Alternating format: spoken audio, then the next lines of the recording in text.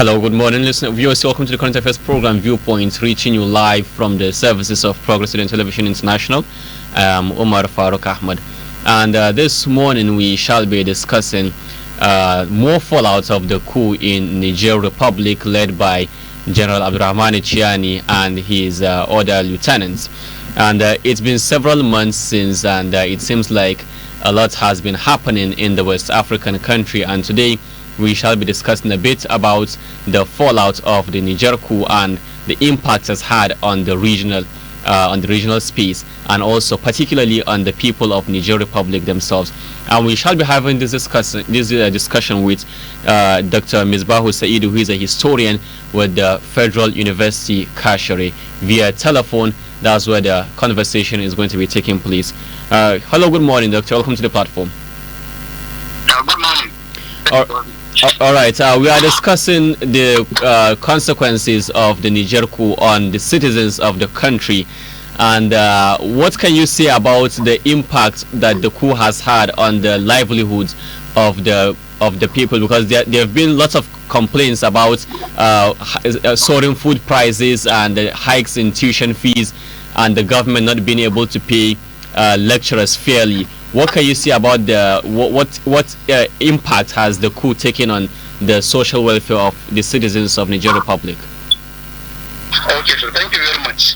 I think if we are to analyze this particular development of this coup, if you recall, on 26th of July there was a military coup which was President Mohamed Bazoum of Niger, and then after the coup, look at, for example, the political terrain, the economic sphere, and then maybe social institution of the country. We found out that many things have happened.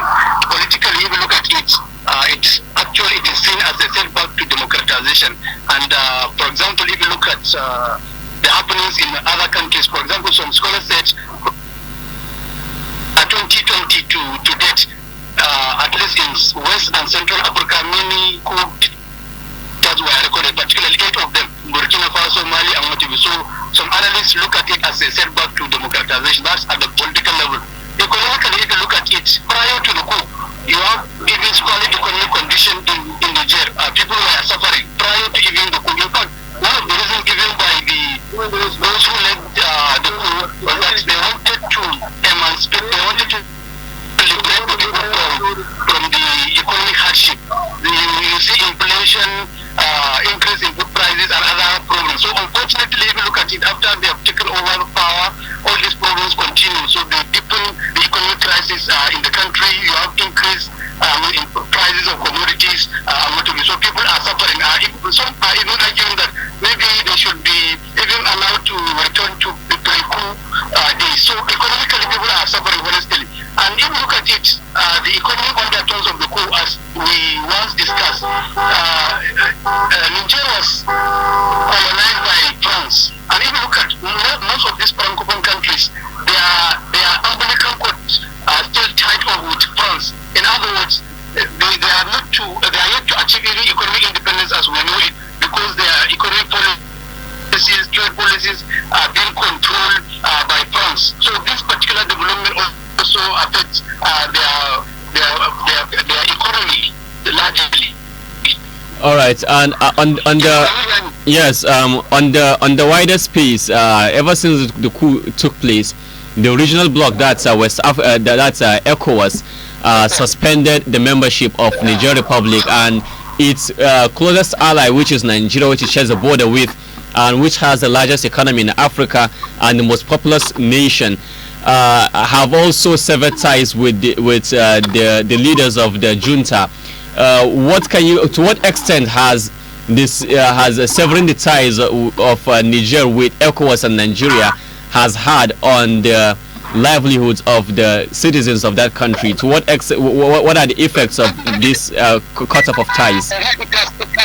What's the economic situation? Because we are talking about this issue of border, okay? For example, you close the border, it means there will be no import. Historically, if you look at it, prior to even 1940 amalgamation, the traditional trading allies of northern Nigeria were actually from the Niger Republic. So now in 21st century, if you close the border, definitely it will affect supply chain and other development. government. So the same thing is happening to Niger now with this issue of ties cut off between Nigeria and the country and other neighboring countries. So this could also explain some of the reasons behind the current food crisis in the country.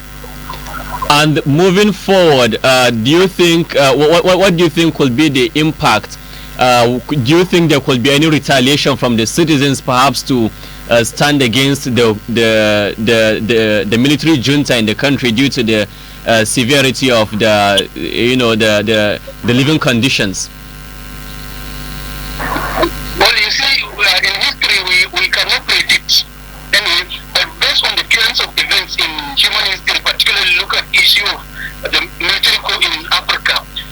When you have problems like this, people tend to react, differently. So it means it is assumed that when these issues are not arrested, then definitely people will revolt. All right. Thank you so much for your contribution on this matter, Dr. Misbah Saidu. And now we move on to Sierra Leone, where yesterday there was an attempted coup d'etat in the capital city, which was thwarted in the early hours of Sunday. The capital city, that is Freetown, and it resulted in heavy gunfire and widespread chaos. A military arsenal was breached and looted, and the first exchange of gunfire took place between government officials and those purported to be behind the coup. President Julius Maada Bio has already imposed